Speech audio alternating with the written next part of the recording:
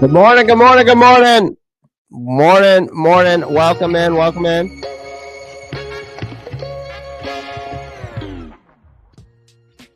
Good morning, everyone. Welcome in. Let's get everybody in here. Got a great show for you today, man. I got so much to talk about with this breakdown of this game, but we also got some other things I want to talk about. Not just about this game, but there's just some other things I want to talk about that's kind of been on my mind about this team. Some good things, not so good things. So I appreciate everyone joining the live stream. Do me a favor, make sure you smash that like button, hit the subscribe button. That's all I can do. That's all you can do to show your support here on the YouTube channel. I greatly appreciate it. Stacy, what's going on? Marcos Cash, James Island. Appreciate you guys in here. Appreciate everyone joining the live stream. We got a lot to talk about, but we're gonna let some late stragglers get in here while I work on something.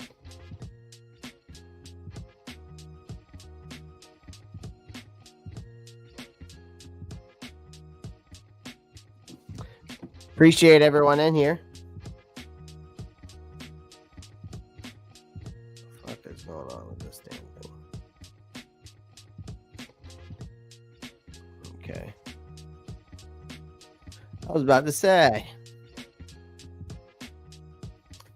So I appreciate everyone joining the live stream. I hope you like the content I've been putting out. Been putting out some major content, a lot of shorts lately.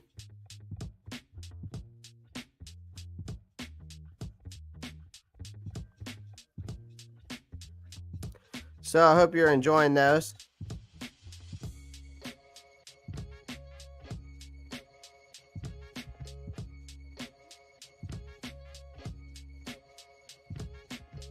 But I appreciate everyone joining the live stream in here. Elizabeth Lassiter, shout out to you this morning. When I woke up this morning, you became a member again. So shout out to Miss Lassiter. Miss Elizabeth, shout out to you for doing that. I appreciate you.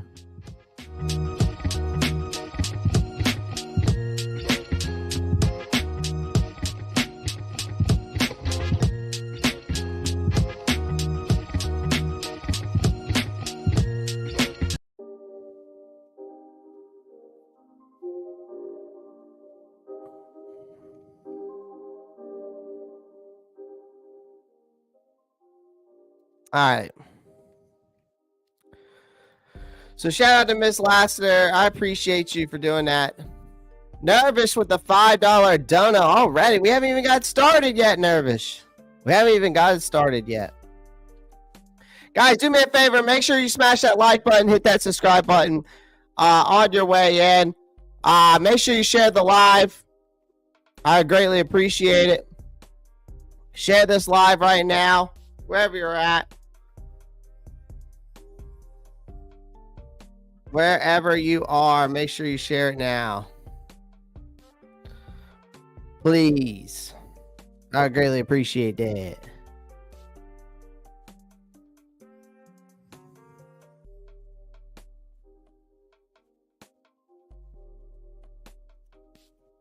Let's see here.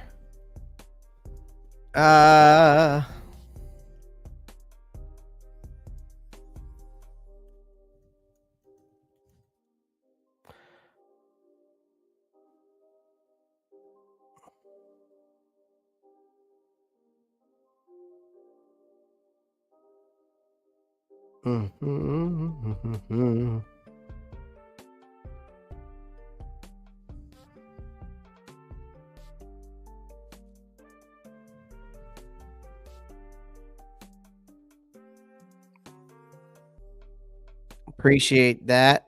All right, Nervous. Let's get to yours. Comment first. Let's get to your comment first. Shout out to you. All right. Let's get right into it. It's 11:15. We said we'd get started at 11:15. That's what I scheduled it for. That's what we're going to do. So shout out first off to Miss Elizabeth Lassiter for becoming a member this morning. Shout out to Nervous. Nervous comes in and says, how do you feel if we drafted Shedeur Sanders, Cam Ward, or Quinn Ewers in the top 5 of the draft instead of the best edge or Travis Hunter? I would feel very disappointed, Nervous. I would feel very disappointed. And I can tell you right now, ladies and gentlemen, Cam Ward, Shedeur Sanders, and Quinn Ewers they will be in the conversation. But I can tell you right now, the best quarterback in the NCAA, and I mark my words, this might be a hot take, but I think Drew Allard out of Penn State will be the number 1 quarterback in this draft class at the end of the year. By the time these draft boards start coming out, he will be the best prospect for the quarterback position in this draft class. Now, I'm not saying I think he's the best quarterback draft prospect, but I've seen a lot of rumors and a lot of articles, and I've done a lot of reading and a lot of draft analysis lately just because what else do I have to look forward to? I mean, at this point, what do I have to look forward to as a Carolina Panthers fan? Not much. Not much. So, to that statement though, Nervous, I don't think either one of these guys will be they might be a top 5 picks. One of them will. Cam Ward, Shedeur Sanders. I think Cam Ward will drop to the second round. Shedeur will go first, but he won't be top 5. He won't even be top 10. He'll probably be top 15. Top 12, top 15. Quinn Ewers will probably go top 5. Quinn Ewers will probably end up being a New York Giant if I'm looking at it correctly. Shedeur Sanders will probably end up being a Las Vegas Raider. So we'll see. I mean, it'll be interesting. It'll definitely be interesting with those guys. But no, how would I feel, Nervous? I would feel very disappointed. This needs to be for the Carolina Panthers, Nervous, another 2020 draft. 2020. Needs to be another 2020 draft. That's what this needs to be. All defense. Because the offensive line is solidified. Even with Taylor Moton going, Josh Nijman has stepped up. If Austin Corbett goes, if offense Corbett's done for the year, or never doesn't come back, I just don't see it. You got Brady Christensen, so it's all good. Panthers won the only game where Chuba had 20 plus versus the Raiders. It's not rocket science, Canals. Run the ball, Chuba 25 to 30 times a game. Exactly, Nervous. Exactly. Shout out to you for another $5 donation. Appreciate you, Nervous. Appreciate you. Sanders with the Raiders makes sense. I see it. I see it. Big money Nervous for sure, man. He's coming in hot with these $5 donos already. All right, let's get right into it. Who are the Washington Commanders? So the Panthers are hitting the road for the first back-to-back away games. Okay, so their first stop's in Washington. It's technically suburban Maryland. Anyways, the Commanders are 4-2. They're ready to host this QB sensation, Jayden Daniels. The Carolina Panthers could have had him. Carolina Panthers could have had Caleb Williams. Carolina Panthers could have had Drake May. Just saying. Who's apparently decided to take the NFL by storm right now. He looks like the rookie of the year out of the gate. And of course, you see a former Carolina Panther right there in Frankie Louvu. How's that feel, ladies and gentlemen? That Frankie Louvu going up against Frankie Louvu and Jeremy Chin, former Carolina Panthers, which is going to be interesting. We're going to talk more about them. Now, Carolina's record against Washington is 7-10, nothing to write home about. They're even at 4-4 at home, but on the road, we have not done well against them. We're 3-6. So they've lost their only overtime game against this team, but it's week 7. And let's go on for a ride. All right. Jayden Daniels, their offense is ranked 10th in the NFL as of right now. There's his stats: over 1,400 yards, 6 touchdowns, 2 interceptions, and a QBR rating of a 73.7. Okay. Sean comes in and says, "Where has Miles Sanders been, and who drafts Milroe?" Miles Sanders has been non-existent, and who drafts Milroe? That's a good question. That's a good question, Sean. Milroe will probably go somewhere like, who needs a quarterback? Who needs a quarterback of the future?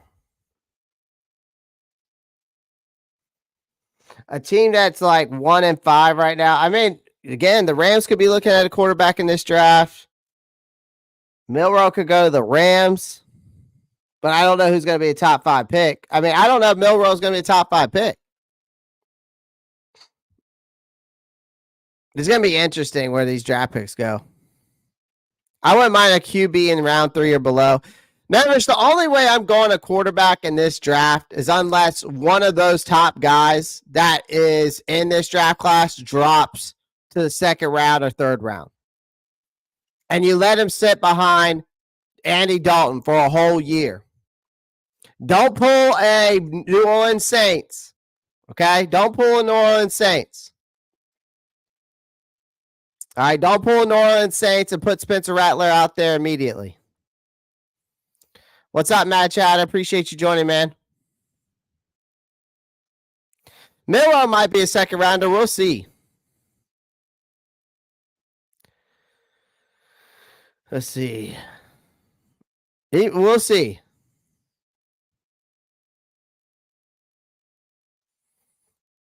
Chilling, corporate breathing down my neck. What's new, man? I feel that. Corporate's always breathing down my neck too, but I usually just tell them to go play in traffic. Is Dalton a free agent after the season? Yes, but they could, sign him for another deal. I mean, it's not impossible that they sign him for another 1-year deal and bridge off with him. All right, let's get into it though. So Jayden Daniels, number 2 overall pick this year, isn't just your average rookie, ladies and gentlemen. This kid has been torching defenses, lighting up the scoreboards. Look at that QBR rating, 3rd in the NFL, 9th in yards. So he's making everyone wonder how the hell he's this good so fast. I knew this guy was going to be the best quarterback in this draft class. Now, Caleb Williams is starting to turn it around, but you also got to look at the teams Caleb Williams has played. He's played 4 teams with losing records. So this guy's leading the NFL with completion percentage, though, of 75.3%. That's 125 completions on 166 attempts for those who are keeping track on this kid. So he's rocking 107-point QBR rating. That's fifth best in the league. And then I think this 73.7 is a different QBR rating, but I'm not too sure. I'm not too sure what the difference is, because I see a stat of 107.1 of a quarterback rating, and then I see 73.7 from ESPN that I got at 73.7. So I'm not sure. Either way, he's top 5 in QBR wherever. So he's not just playing for participation trophies this year, ladies and gentlemen. He's playing for that Rookie of the Year. So the stat line, again, 6 touchdowns, only 2 picks. He's averaging 8.5 yards per attempt. This guy's also thrown 51 passes that have traveled over 10 yards in the air. Okay? So of those, he's completed 32, which has racked up over 652 yards and 4 touchdowns and just 1 interception. So, and that's for the 10 yards or more. Okay? He does have 2 on the year. But his arm isn't his only weapon either. Okay? So we're going to Daniels can take off the run. All right? And when he feels like it, which is pretty often that he does, Daniels scrambles like he's casually just jogging in the park. He's 8 for 10 for 128 yards on pass plays, where he's had to improvise. And Washington knows what they have in him. and to there protecting him like a helicopter mom. Like Daniels has been in shotgun formation 80.1% of the time. So he's throwing the ball 151 times for over 1,200 yards, while the rest of the time he's handing it off and having over 568 rushing yards. So don't forget, this guy's fast as hell, and he's second in rushing yards among quarterbacks, only behind Lamar Jackson in 6 games. He's rushed for 63 times, 322 yards, 4 touchdowns. So if Carolina's defense blinks, he'll be halfway to the end zone. All right. Terry McLaurin, the one guy in this wide receiver room that I fear. All right. This is the one guy that I fear because he has to catch passes from literally. This is the guy that's been catching passes in Washington, the only guy really catching passes in Washington for the past 5 years. I mean, Terry McLaurin is a dog. All right.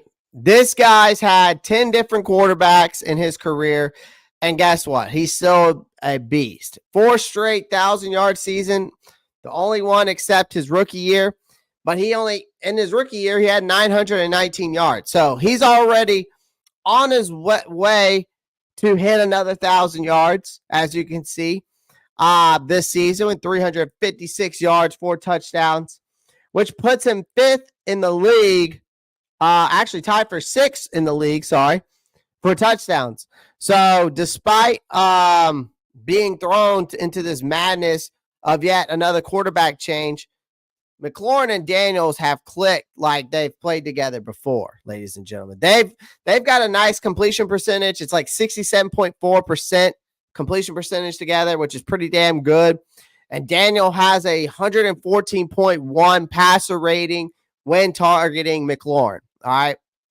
That includes, if you watch some of that Bengals game, that 27-yard touchdown against the Bengals where Daniels got drilled mid-throw. McLaurin made that catch with the defender practically hanging off of him like a human pack.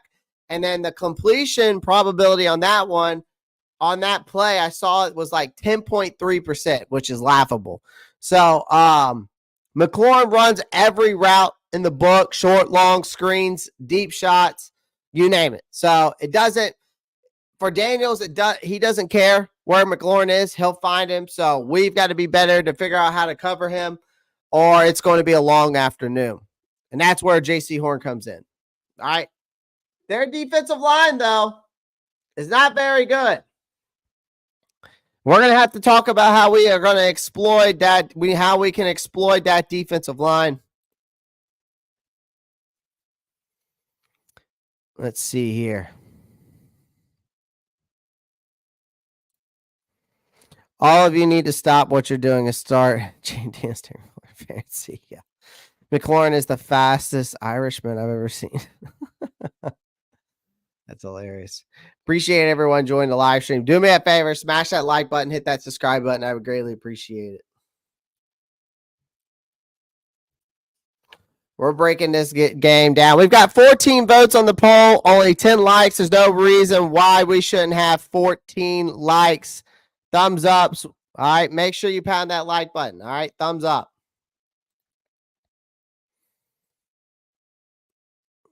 Sorry, but I have a gut feeling that this will be Daniel's best game so far this season playing versus Carolina. Ertz is good as well. Yeah, I mean, let's talk about this defensive line, and we'll get more into it. Don't worry. So remember when Washington at one point had one of the scariest defensive lines, and then now all of a sudden those days are gone. They just used to have 4 first-rounders up front. They used to have 4 first-rounders up front. Now this defensive front is a walking disaster.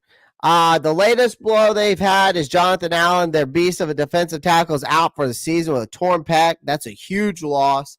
And then to make things worse for them, both of their defensive ends, Dorrance Armstrong and Javonte Jean Baptiste, got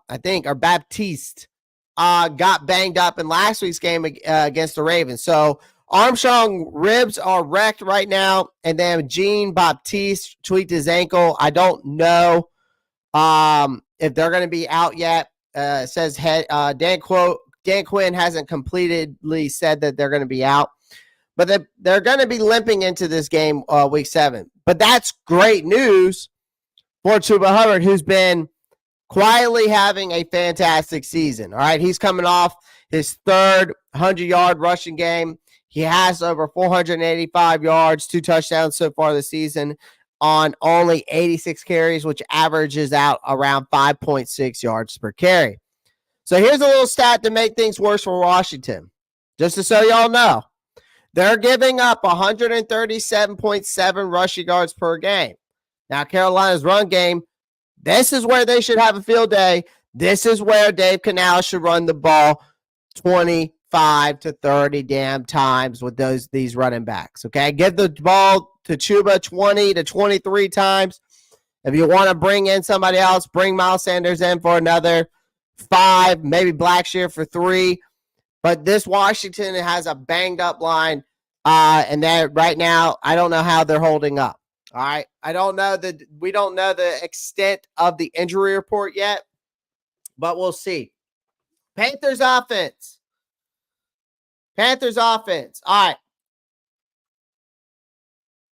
The Panthers offense, we all know lately has been a complete mess. Okay?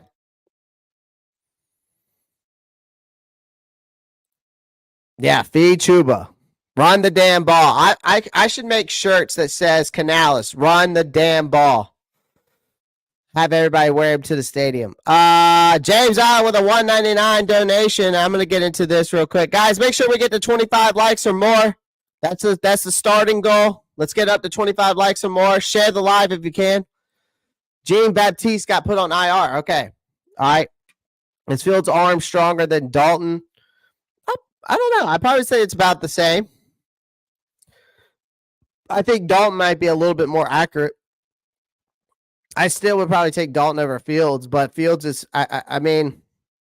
Fields is more towards the modern day era of the NFL, though. I think NFL is transitioning to those running style quarterbacks, though. That's where we're at. Is Clowney out? I have no idea yet.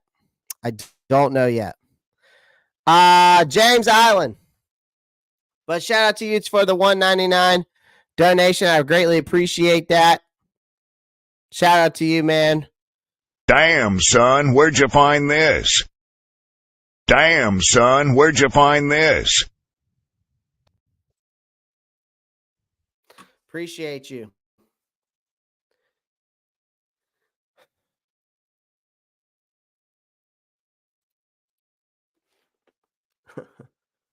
What the hell is going on? Dude, am I lagging really bad, chat?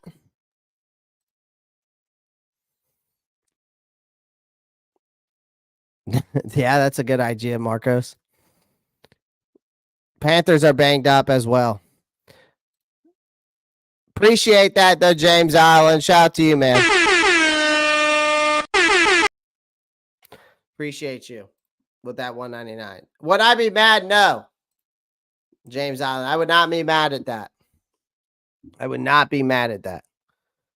I feel like if I'm lagging, chat, let me know.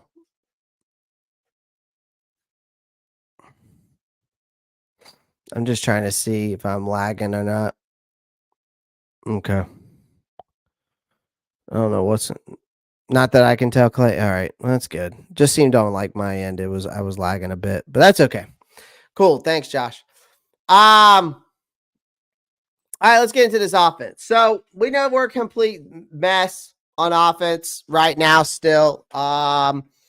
Even though I feel like we've been putting up points. You know, I think we're averaging around 22.5 points per game, which is not bad.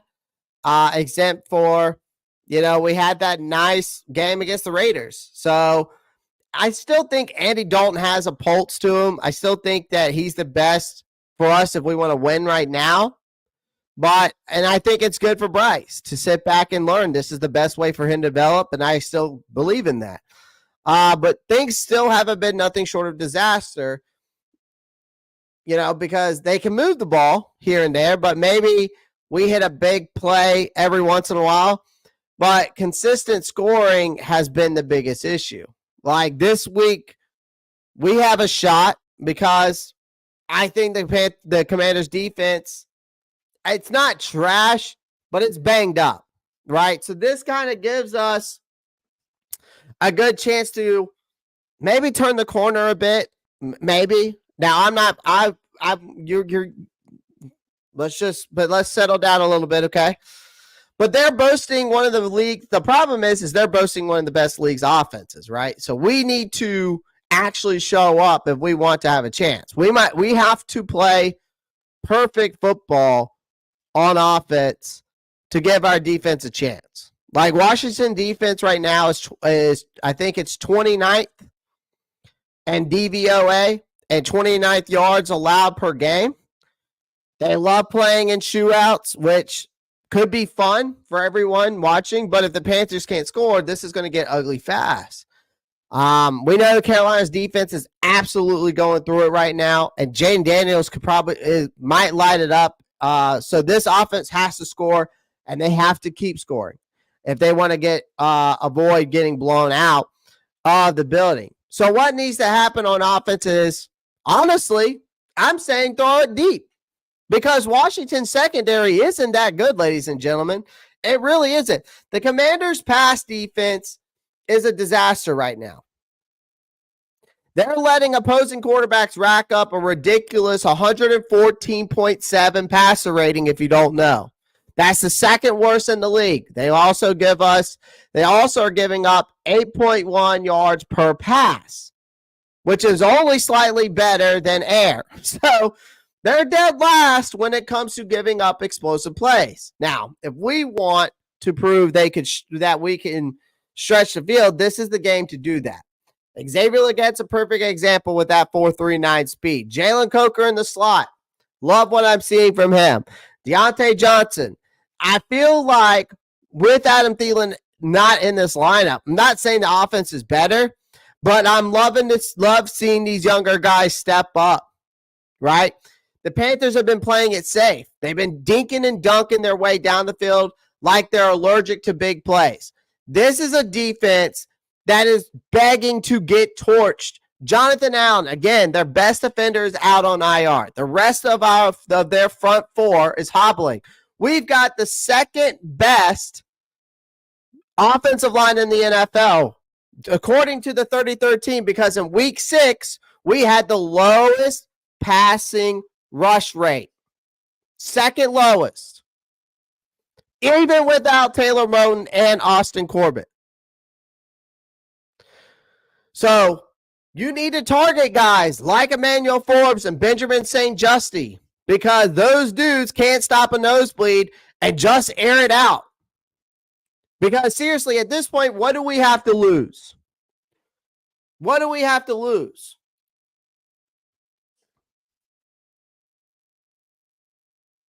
When you look at this defense of the Commanders, what do we have to lose? Their secondary and their front seven. Sean, when does he come back? I don't know. I know it was a 4-week thing. It's been 3 weeks technically, going on 4 now. So something like that.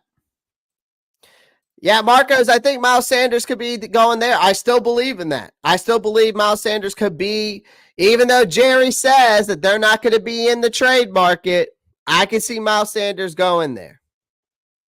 And those balloons that y'all just saw, I would throw a party if that happens. I'd throw a party if he went to San Francisco. There's rumors he goes to San Francisco. There's rumors that he could go to Kansas City. There's options. There's teams that are looking for running backs. And there's 3 of them for you right there. Thielen could be waiting to be traded too. Thielen could be going to Kansas City or Buffalo. Even though Buffalo got Amari Cooper, I could see still Thielen going there. Kansas City is another team that's looking for some spark. Exactly. Our guards are money well spent. We're going to talk more about that offensive line. Another thing with this offense, you got to pound the ball right where Jonathan Allen used to be. Without Jonathan Allen clogging up the middle there in Washington, Washington's run defense is toast, ladies and gentlemen. The Ravens had their way with them last week, gashing them up for yards up the middle and on the left side without losing a single yard on any carry. This is a game where Carolina could pull against what we pulled against the Lions a couple years ago with Deontay Foreman and Chuba. This is a game where they could do that at the end. We just need Miles Sanders to step up and show that he can put up 100 yards. That will also help get him out the door because his value will go higher, just like Marcos alerted earlier. This is a front seven and a secondary that is hobbling, and they're hanging on by duct tape. So this should be music to Chuba Hubbard's ears, Miles Sanders' ears, hell, even Raheem Blackshear's ears. Because he's been living off these steady gains Chuba has all season long. And this Panthers offensive line can push up front. They've done very well at that. And they're going to be able to do that even better, especially without Jonathan Allen in the way. So Chuba could actually string together some nice runs. Hell, maybe even have a big a big one, which could be a refreshing change of pace for this offense that's been stuck in neutral for what feels like years. Okay? But here's the thing. Field goals aren't going to cut it here, ladies and gentlemen. We got to score touchdowns, damn it. Let's get one thing straight. The Panthers aren't going to win or even come close if they're just settling for field goals in the red zone. Washington defense has been horrible at stopping teams once they get inside the 20. They're practically rolling out the red carpet for touchdowns. So the Panthers have been middle of the pack in red zone scoring this year. But that's not good enough when the Commanders are going to be lighting up the scoreboard on the other side. Now, Carolina needs to be aggressive. And I don't mean kick 40-yard field goals aggressive. I mean go for the damn end zone aggressive. You can't afford to leave points on the board if they want any chance of keeping up. It's touchdown or bust. No excuses, okay? Because the Commanders, I think, are still going to score a lot because of our defense, which we're going to talk here about a second. That's a given, especially against a Panthers defense that couldn't stop a sloth on roller skates last week. The only question is whether the Panthers offense can keep up, and Washington defense is bad enough that in theory, Carolina could hang with them, but it's only going to take a lot more than what we've seen lately. So take deep shots, run it down their throats, and for the love of God, stop settling for field goals. All right? Appreciate everyone joining. Make sure you pound that like button, hit that subscribe button. We're breaking it down, man. I'm breaking it down every last inch of this game. Okay? Every last inch of this game. Hold on one second. I want to see if I can find an injury report real quick for this game. Let me go to ESPN real quick. I want to see if I can find an injury report for them. And then we'll get into the defense. Because I see a lot of you guys asking if this person's playing, if this person's not playing. I haven't, Josh, I'm pretty sure Lubu's playing. I haven't heard anything about him being injured. Plus, this is a 4:00 game. As of right now, the injury report for them, well, okay. It says Frankie Luvu, October 20th, questionable. Tyler, their center, Tyler Badaz, questionable. Brian Robinson, they said he was questionable, but I heard that he was going to play. So I heard Brian Robinson was going to play off of X. Quinn Martin and Callum Farrell, they're all questionable. On our side, there's been some questionables, but I don't see a true injury report yet on this game. I haven't seen an injury report for either team yet. If y'all guys can find an injury report for this game, please let me know. I haven't been able to find anything on that. as of right now, besides the guys that I know out, like Jonathan Allen and some other guys that are banged up for sure. Commanders injury report. Let me see. So based off of Thursday, Dorrance Armstrong did not participate. Tyler Owens limited. Nick Allegretti limited. Noah Brown full participant. Pierce Butler full participant. Callum Farrell limited. Frankie Lumu did not participate yesterday. Quan Martin limited. Deron Payne full participant. Brian Thomas limited. Emmanuel Forbes full. Jordan McGee full. Bobby Wagner did not participate. And Tyler Badias is limited. For Carolina, Thursday, Turles did not participate. Cloudy did not participate. Jewel did not participate. Deontay Johnson did not participate. Taylor Moton did not participate. John Radigan did not participate. Sean Robinson did not participate. And then they've got Troy Hill, Chuba, and Jonathan Brooks, blank. David Moore, limited. LeBron Ray, limited. Andrew Rom, full participant. Tommy Trimble, full participant. Jaden Crometti, full participant. Sam Franklin, full participant. Dane Jackson, full participant. Icky, Marquise Haynes, Akeem Aquanu, Marquise Haynes, Ian Thomas, all limited. Yash Nishman, full participant. Nick Scott, limited. And yeah, that's where we're at right now from a Thursday report. So we'll see. Yeah, I think Luvu's going to play, Kristen. It doesn't mean shit anymore, Sean, but I'm just giving y'all the injury report update on it. I'm just giving y'all the injury. All right, let's get into this defense. All right. So, y'all know how I've been feeling about this defense. I've been very upset with Ejiro Evero. Maybe I've been too hard on the guy, but I do just have my thoughts on it. And I think it's a multitude of things. I don't think it's all on Evero. I want everybody to understand that. But just the only issue I have with Luvu, not Luvu, but Evero right now is just the lack of adjustments. Okay? I get that he might not have the personnel for this 3-4 scheme. I get that we've got a lot of key players injured, and we got guys out for the year, and we lost guys in the postseason, or the preseason. But what grinds my gear the most with him is that just the lack of adjustments. We got to be adjusting this defense better to fit this personnel. All right. And that's what I need to see from this defense in this game. Because right now it looks like a goddamn nightmare. And we're walking to a buzzsaw against an offense that's 4-2, a Washington Commanders team that's the NFC East leader right now. If NFC East ended, they're the crown. They get the crown. Meanwhile, we've only got one win under our belt. And I think this offense right now is building up some momentum. I think that it's starting to click together, even without Thielen.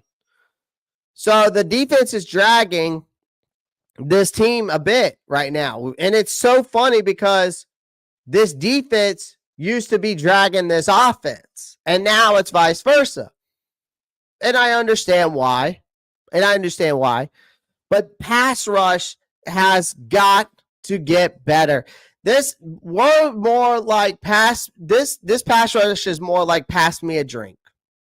Every week, we hope that this team figures out how to rush the passer. And every week, they let us down. It's the same damn story. Now, maybe Jadeveon Clowney returns this week, but maybe he doesn't. Does it even matter at this point? Because, again, this pass rush has been non-existent. So, it's like this pass rush is like trying to start a fire with wet matches. Marquise Haynes, Shaq Lawson, they have joined the mix on the edge. Okay, but so far the result has been the same thing. A big fat nothing, ladies and gentlemen. The secondary is banged up. The linebackers are held together by duct tape, besides Trevin Wallace. Unless someone steps up and actually pressures the quarterback, this defense is going to keep getting torched. And look, I'm not holding my breath for some miraculous turnaround this week, but at some point, these guys need to sack up and get after the quarterback. If not now, then when? Like, wake me up when the Panthers remember how to rush the passer. Because right now, it's non-existent. Right? Yeah, Kendall, I think what they do, and that's a good question. I put Dane Jackson in Troy Hill's place. I see what we do with Dane Jackson and see if you put him in the nickel and see how he does.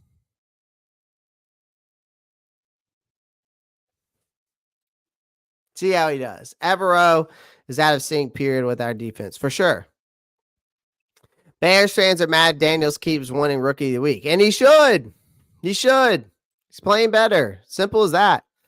Like I said, Caleb Williams is coming around. Sean, but let me tell you this. He is you got to look at the teams that he's played. Jayden Daniels has played better teams. The Bears have played 4 losing teams straight. And the Bears fans think that they're just really that good, and they're just not. I mean, they're good, but they're playing losing teams. Beat a really good team. That's what I need to see from the Bears. I'm not taking anything away from them, but if you go look at the Bears schedule, they're beating 1-4, 1-5 teams. That's what they're doing.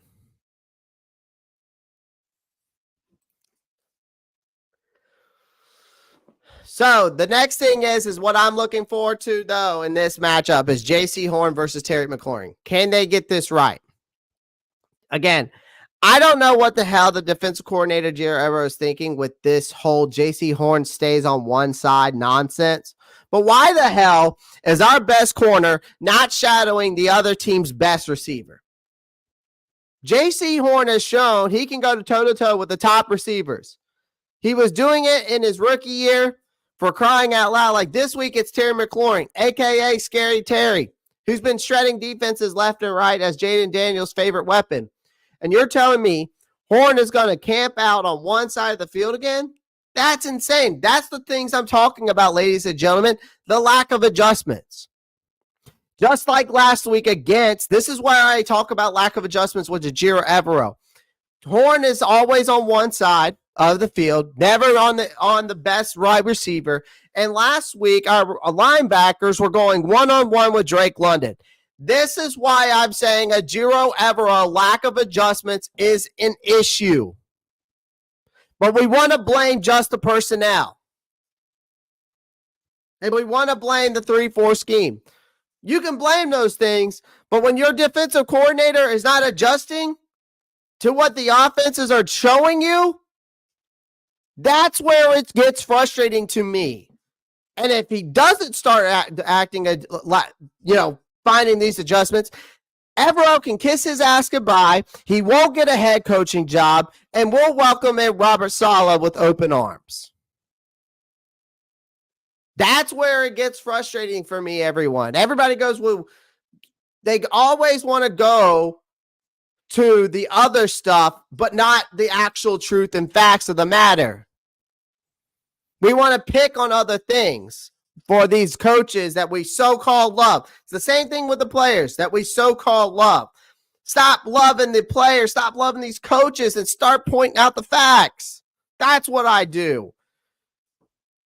So can someone explain to me last week why we weren't adjusting our linebackers on others?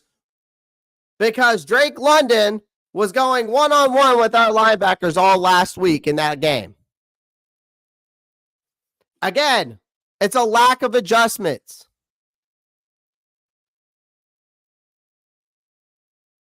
It's lack of adjustments for Ejiro Evero. It doesn't make sense. And Josh, it doesn't matter about the zone or man coverage. You're right on that. But the problem is again, there's no reason why our linebackers should be going one-on-one with Drake London. And they did that more than once last week. It wasn't just one time. It was multiple times last week. And again, it's about J.C. Horn. Why is he only on one side of the field? Why is he not on the same single guy? The best wide receiver on their team. Why is J.C. Horn not covering him? Why is he just on one side of the field? It's nonsense to me. The lack of adjustments. That is my argument about Ejiro Evero. It's stubbornness on his scheme is the problem. He's stubborn on this scheme. And it's ridiculous. That's where the issue is lying with this defense.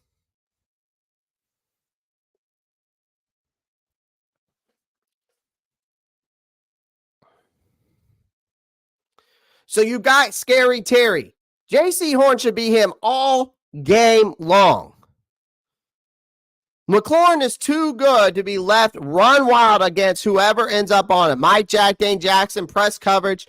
Horn should be shadowing him all game long. This is not rocket science, Ejiro Evero. If the Panthers want even the slightest chance of containing their best player on offense, Evero better pull his head out of his ass and let Horn follow him everywhere. Deviate from your scheme. Make the right adjustments, Evero. Stop being boneheaded and stubborn in your own ways and let your pride get in front of you because you're not willing to adjust to this personnel. It's almost like this is like almost the same comparison with Evero with Frank Wright and Bryce Young. It's almost the same thing. Not willing to adjust the offense for Bryce Young. Evero's not willing to adjust the defense to the personnel. What the fuck is up with these NFL coaches not willing to adjust, to make the right adjustments? Why are we so stubborn in our own ways? That's how you get fired, and that's how you don't ever coach again in the league. That's why Frank Wright ain't here. That's why you don't see him in the NFL.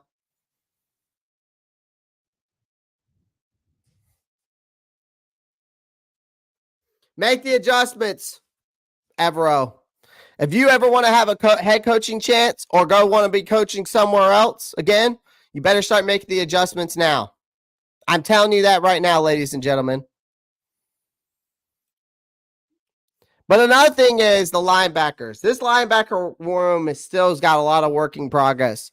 And there's no way to say this. Trevor Wallace is out here balling. He's got 24 tackles, a forced fumble, and a fumble recovery in just his first 2 starts, which is great.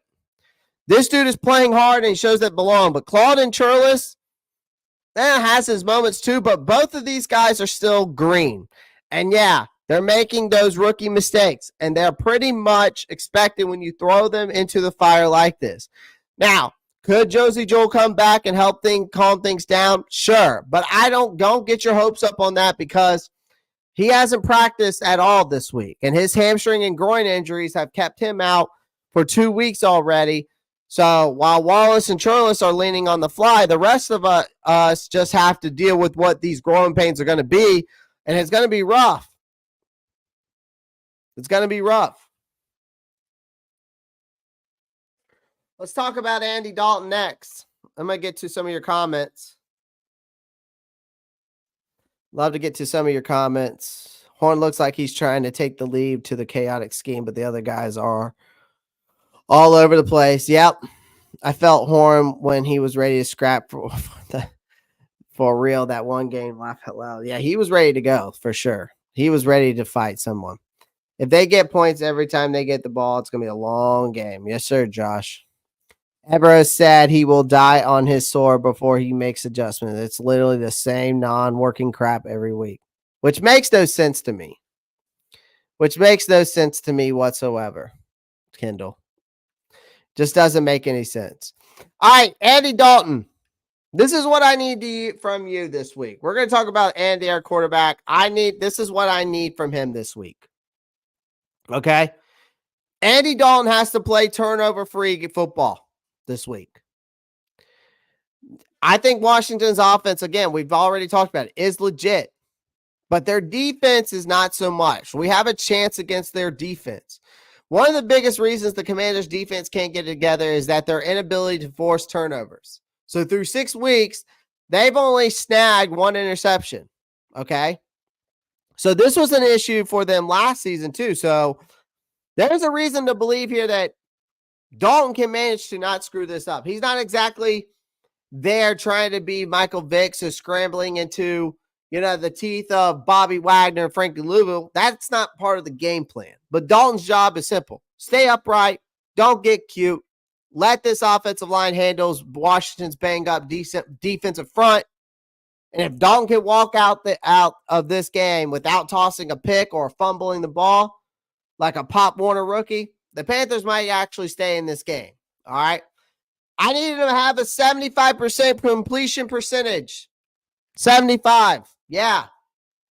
Because I think Jayden Daniels is going to carve up this defense. And I can guarantee you no one's going to argue with me on that in this chat. Because Dalton can still make an impact, especially considering Washington's secondary is about as reliable as a $10 umbrella in a hurricane. All right. The Commanders are letting quarterbacks post a ridiculous, like I said earlier, 114.7 passer rating against them. That's what this Commanders defense is allowing, which is the second worst in the NFL. So for all of his faults, the thing is, Dalton can still throw an accurate ball when needed. His completion rating is at 66% through 4 games, but you see that QBR over there, 9th in the NFL. So given how wide open Washington defense leaves things in an interesting predicament because he's got a good shot at pushing a number of 75%. He's an old savvy vet. He knows when to let it rip and then when to dump it off.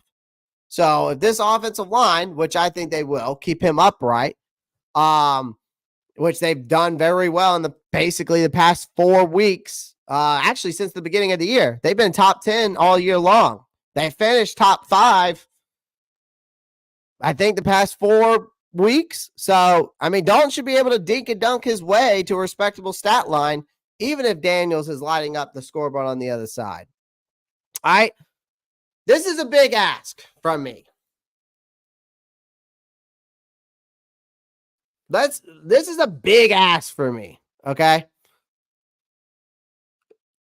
Tabletop. Hey, I appreciate you. Commanders fan here. I like that. Cool.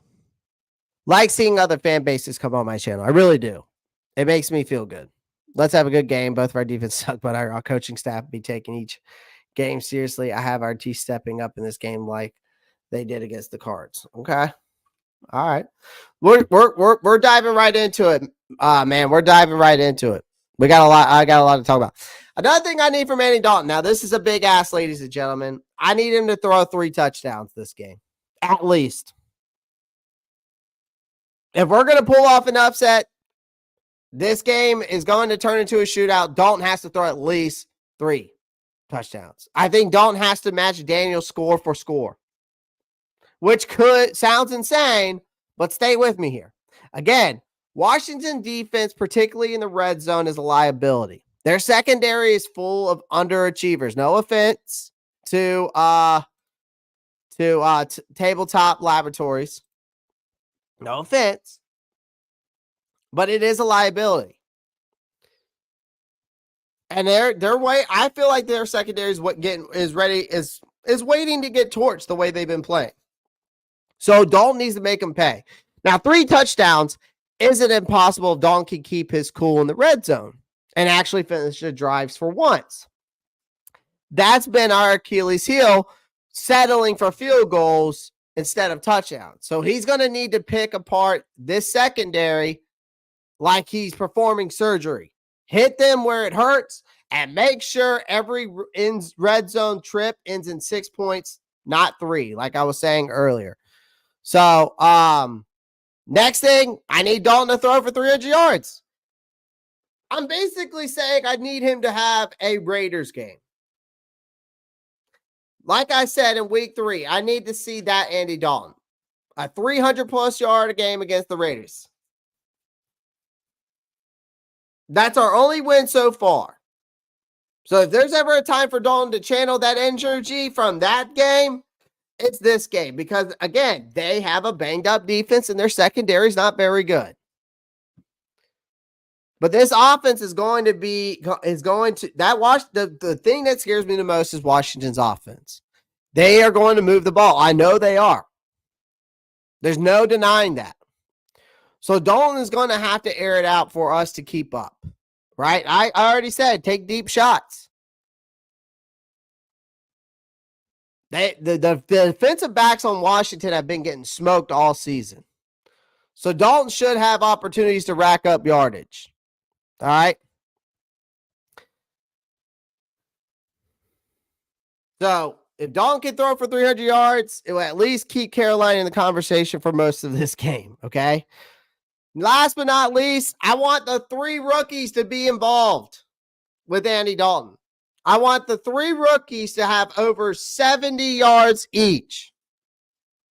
I know that's a big ask, but Xavier Legette, Shadavion Sanders, and Jalen Coker, if you want to have a time to really flash your skill set and really show us that you belong here, which I do believe they do. I do believe I've seen enough flashes from them, but I think it's time to lean on them a little bit. See what these kids really can do. If Dalton can throw for over 300 yards like we're talking about, hit 3 touchdowns, he's going to need their help. I'm going to need them out there. So I need them to step up, have a breakout game, get 3 of them over 70 yards is a long shot for sure. But what does Carolina have to lose at this point? You might as well go down swinging and give the rookies a chance to shine, because if they can somehow pull that off, that'll be a small victory in the season with full of losses. Okay. All right. I know there's a lot of bold predictions there. But yeah, I need that.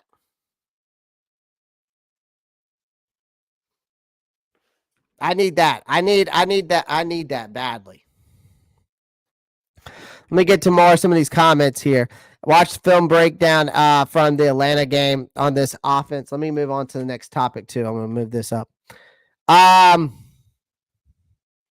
seeing your wide Deontay. Okay, so wait. Watch the film breakdown from Atlanta game on the offense. And oh my gosh, he stares down Deontay too much. Not seeing our wide open guys. Good thing is our guys are getting separation, including Mingo. Mingo just hasn't looked good, Kendall. I'm ready to move on from him. I've seen enough out of Mingo. Kristen coming in here with some hot. Yep. It's sad that it comes to fans hoping older QB can compete against Washington rookie. Yeah, it is sad. But what else do I have at this point? You know what I mean? What else do I have at this point? Our safeties are okay. We are literally working guys out of the street. That stinks, tabletop. We've been there too, though. We've worked guys out on the street. Like last year, we worked out. What was his name? The guard that we got. His last name was Jackson from Seattle.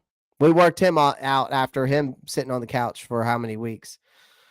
Everybody but Mingo needs to be out there. Exactly, Flame for Jesus. I totally agree. Yeah, I mean, Ian Thomas doesn't need to be out there either, Kristen. I agree with that as well. Tommy Trimble might be coming back, so hopefully we'll just see Tommy Tremble and Jadavion Sanders. This offensive line, I gotta brag about this offensive line for a second here. Okay. This offensive line, look at that. Number 2 best pass pro offensive lines of week 6. This list is averaging week 6 ranked in pressure rate, sack rate, and time to throw.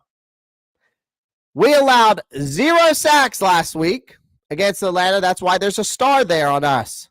Number 2 in the league. We've been on this list since week 1. And top 10. And top 5 more than once. Even with the injuries piling up. You got Taylor Moton, Austin Corbett. You got Corbett out for the year. Taylor Moton's just sidelined. This O-line has made some serious adjustments. But here's the kicker. They're still, even though we're losing games, they're playing damn good.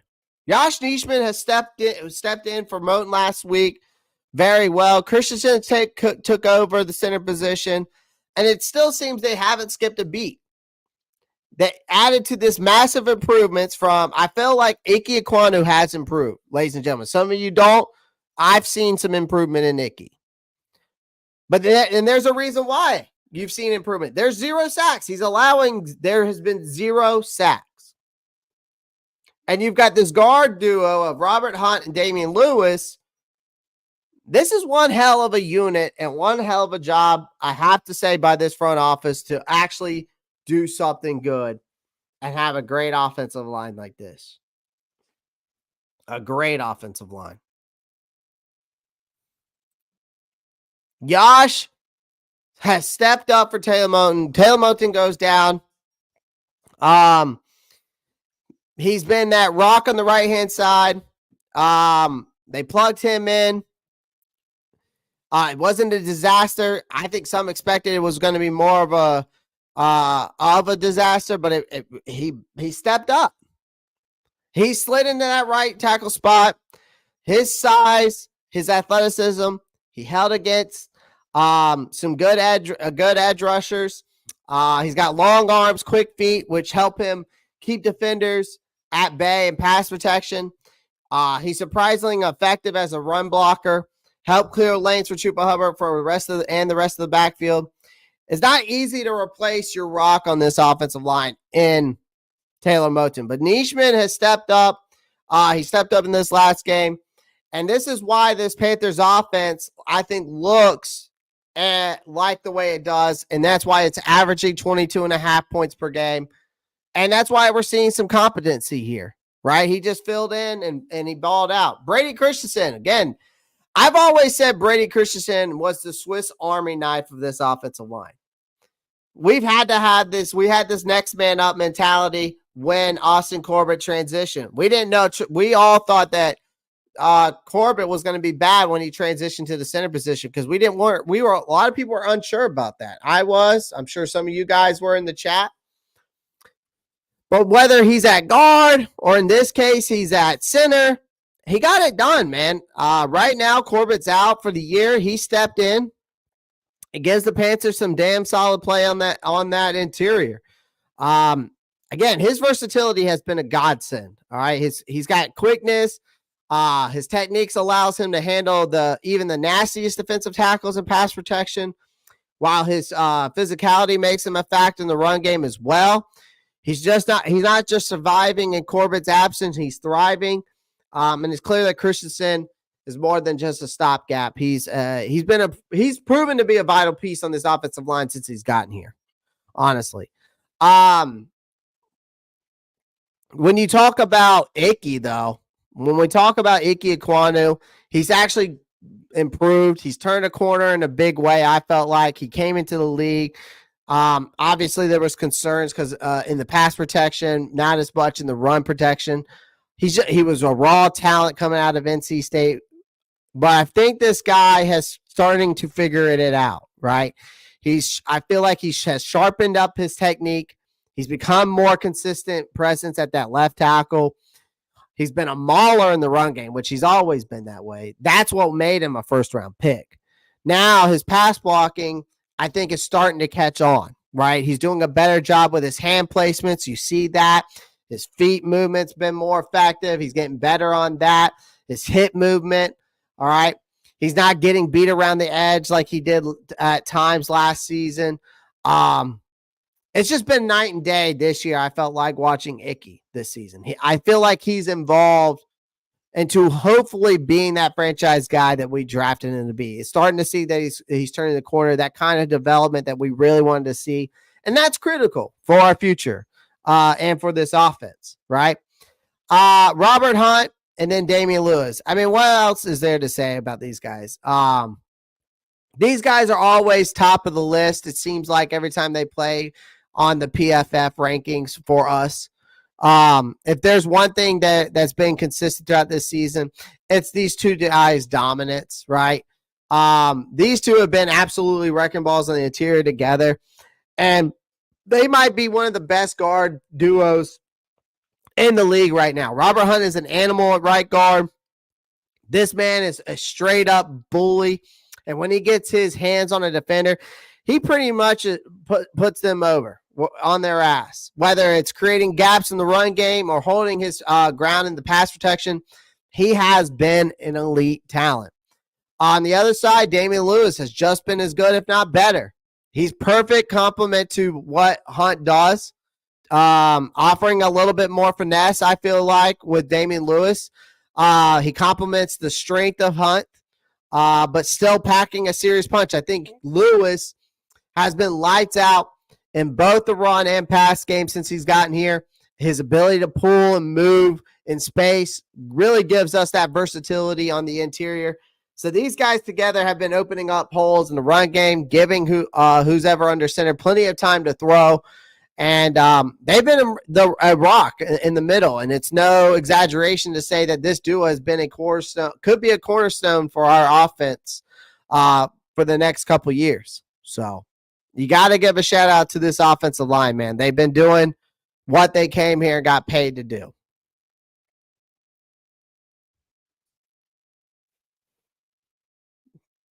Shout out to everyone in the chat. Appreciate you guys. Do me a favor. Make sure you smash that like button, hit that subscribe button. I would greatly appreciate it. Where are we at on the likes, by the way? 26 people watching. Only 17 likes. Smack that like button like it was David Tepper's bald ass head. Exactly. Exactly. Exactly.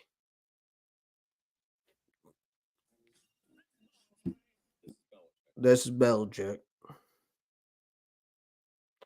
Yep. We're at 25 people watching, only 18 likes. We probably, how many votes we got on this live in this live chat, by the way? How many votes are on that poll? Because it's going to be, it's a bad day if we've got more. We've got 35 poll votes and y'all can't smash that like button. Come on, man. There should be no reason why we don't have 35 likes already. Come on. Smash that like button. I greatly appreciate it. All right. These are I changed it up. Normally I say keys to victory, right? Keys to victory here. But instead we're going to say Panthers must exploit these Commanders' weaknesses. All right. These are the things that we have to do to win this game. All right. Number one is bait Andrew Wiley into screwing up. Some of you might not know who Andrew Wiley is. First off, Washington's offensive line is solid. I will give him that. Jayden Daniels running around like a maniac helps, but they've done a decent job overall. Andrew Wiley is the weak link in this chain. This guy has 2 Super Bowl rings, sure, but don't let that fool you. He's prone to have some serious brain farts. Now, Wiley's the right tackle with a twitchy trigger finger about before the snap, and he tends to fold under pressure when left on an island. So here's the kicker. Does Carolina have the pass rush to make him screw up? It's debatable. Again, our defensive front has not been has been about as intimidating as a soggy tissue.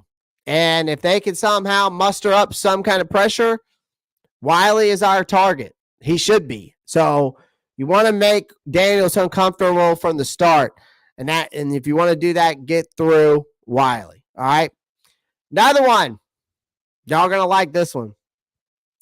We got to exploit Jeremy Chin's coverage issues. Now, remember Jeremy Chin. Y'all all remember him. The guy who was once supposed to be the next. I felt like Jeremy Chin was going to be one of the next big things here in Carolina. And then that ship sailed. Now he's a Commander. He's probably itching to stick it to us, let's be honest. We know that he signed with Washington this offseason, choosing them over more money elsewhere, right? Thinking Dan Quinn's system could resurrect his career while Chin has had his moments. I still think he's terrible in coverage. He was terrible. He wasn't very good in coverage here either. So the Panthers are smart.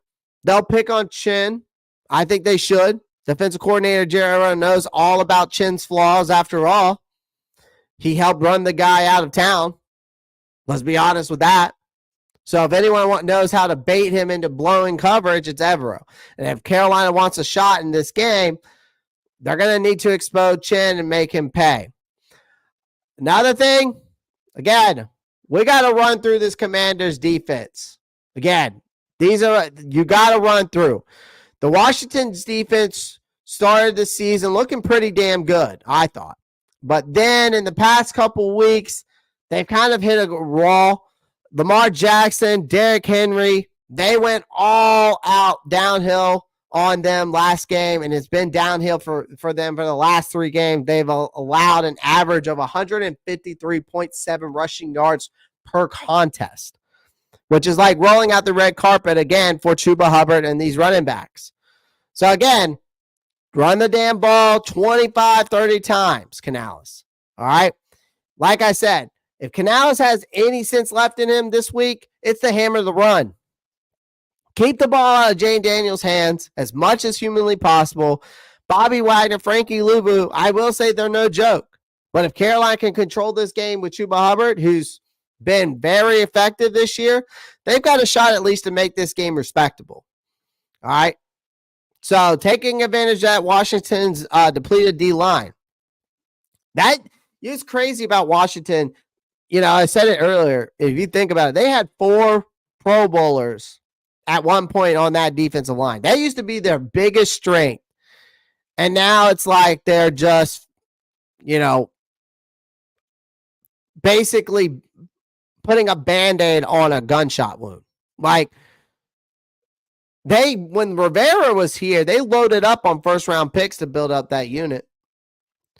But Chase Young, Montez Sweat, they're gone. You got Jonathan Allen out for the season with torn pec. Dorrance Armstrong is their best remaining edge rusher, but he's busted with ribs right now. He might not even suit up. We don't know.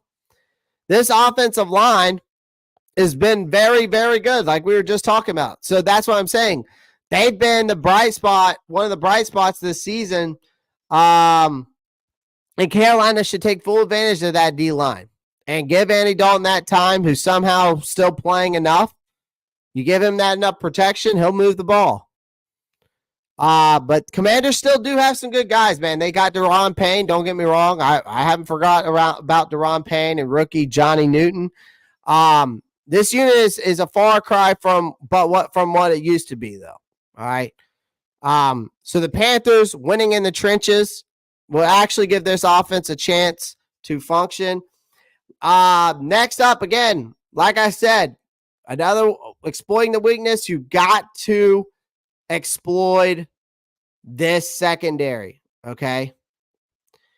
If they want to win this game, they need to put points up the best way that they know how to. Right. And that's exploiting this cornerback room. They're a mess right now with Benjamin St. Justy. He's a walking liability. He can't stop giving up big plays. Rookie Mike St. Strauss has shown flashes, but is still prone to mistakes. Noah Igba, but Ben Ganhi, I think is his name. It's a long last name. No one's betting on him for being consistent, though. And let's not even start on Emmanuel Forbes, who's one step away from being completely benched. He's not looking good. So, again, Carolina needs to throw early and often as well without mercy. I want to see some deep shots, attack this weak secondary from the get-go, see if they can crack under pressure. If Dalton, like I said, can show even a shred of that quarterback skills he used to have, the Panthers, again, receivers can avoid their usual case of drops, and they just might keep pace. Again, these are just my keys to victory. These are the weaknesses we got to exploit in this game.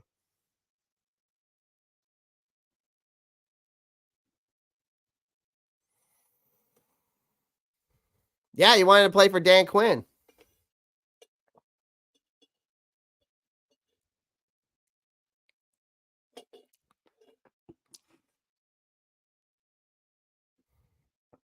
Tabletop. So tabletop's the Commanders, ladies and gentlemen, welcome in. We should give him a nice little welcome.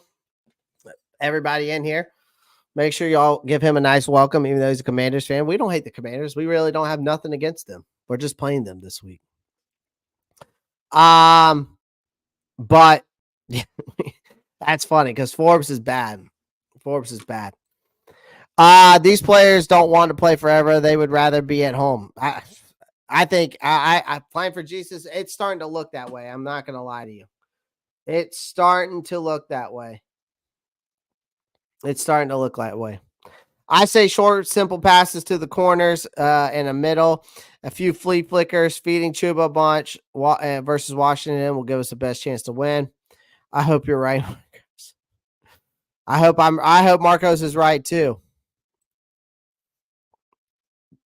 Yeah. Yep. I think Tabletop is subscribed because he wouldn't be in the chat if he wasn't subscribed, Marcos. I think he did subscribe, so I appreciate that.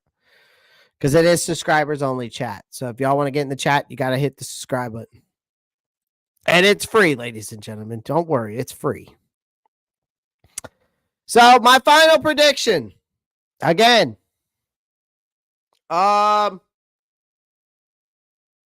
Let me just do a quick breakdown. Let's go Panthers offense versus Commanders defense real quick. Panthers offense, Andy Dalton, again, versus this Commanders defense. There's a big neon sign telling the Panthers that they'll have a chance to move the ball. All right. So again, all I want out of this offense is take deep shots, run it down their throats, and for the love of God, stop settling for field goals. Okay. Carolina's defense, Commanders offense versus Panthers defense.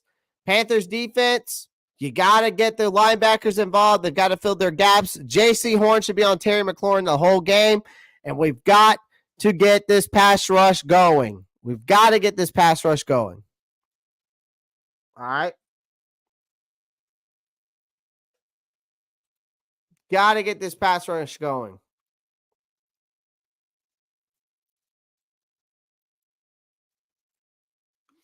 So my final prediction, as much as I would love to tell you guys that we're going to pull off this miracle, the reality is we are walking into a team that is a buzzsaw. Washington's offense is too good right now. I think Carolina's defense is just, again, the only way this happens is unless Evero starts making the correct adjustments for this personnel and J.C. Horn stays on Terry McLaurin and our linebackers are not going one-on-one with some wide receiver. And they're filling their gaps. And we're getting pressure on Jayden Daniels. It comes down to our defense really stepping up. I think if our defense steps up and do those things and Evero makes the right adjustments, we can win this game. But right now, with this defense the way that it looks, and I think our offense can keep this game close for a bit, but we're not going to be able to continue to be match for match with Commanders if they're going point for point. So I'm going to go with Commanders in this one.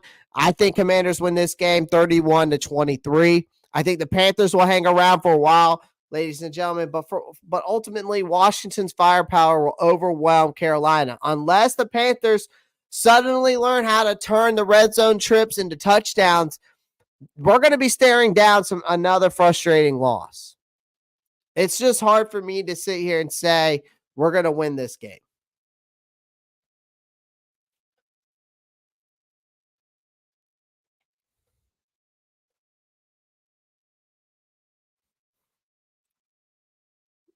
Thank you, Marcos. Yeah, feel free to join the Discord, ladies and gentlemen. It's free. You can come in there, hang out, join the lot. Always posting up content in there as well.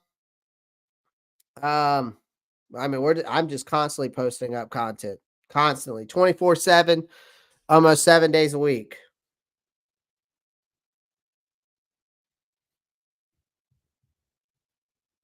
And guys, if you haven't followed me on TikTok yet, go follow me on TikTok. Go follow me on TikTok. It's right there at Roppstar92. I would greatly appreciate it.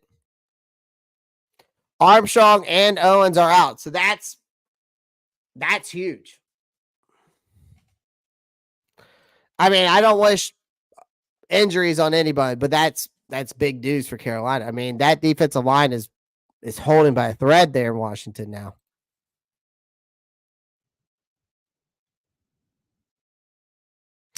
You can't settle for field goals against Commanders, though. We really aggressive and go for it a lot on fourth downs. I can see why. Tabletop. I know why. We got to play perfect ball on offense.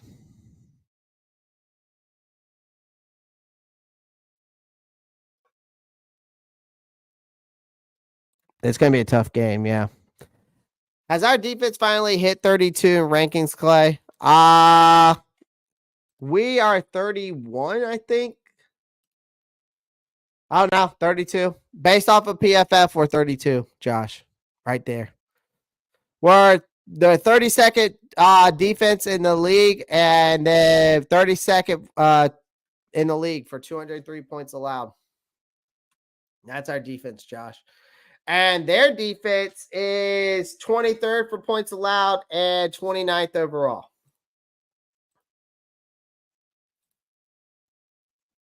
So,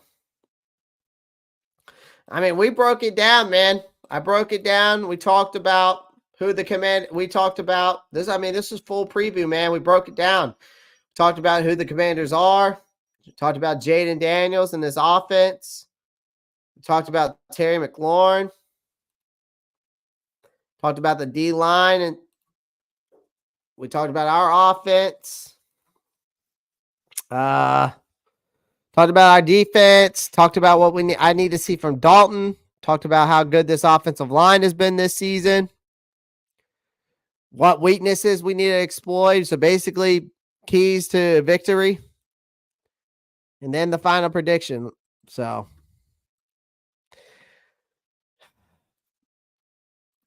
we broke it all down, ladies and gentlemen. An hour and a half episode of the Roppstar Report. I appreciate everyone joining the live stream. Shout out to Miss Elizabeth for becoming a member once again. So shout out to you, Miss Elizabeth, becoming a member. I woke up this morning and saw that she already became a member this morning. So shout out to Nervous and James Island for donating to the channel. Appreciate you guys, man. That goes a long way. You don't understand how far that goes. So I appreciate everyone joining the live stream. Do me a favor. Make sure you smash that like button. Hit that subscribe button if you're watching on YouTube, wherever you're watching. The best way you can show your support is by coming over to my YouTube channel and liking and subscribing. You can also follow me on Facebook. You can also follow me on all my social media above. I'm very active on all of these. I'm posting up at least 3 or 4 TikToks a day. I also post them on my Instagram and Twitter and YouTube. So I'm always posting at least 3 or 4 shorts a day. Feel free to join the Discord. That's how you can get notified. If you're don't have the post notifications bell on YouTube, which you should click that post notifications bell on YouTube because you always get notified when I'm live or I post something up. But also on the Discord, you always will get notified as well. The Discord, I always post all my shorts on there. So I appreciate everyone joining the live stream. We'll probably be live. I probably will be live on Sunday. I'll probably be live on Sunday. So, but other than that, guys, have a good weekend. Have a blessed weekend. Stay safe. Have fun. And as always, keep pounding. Peace.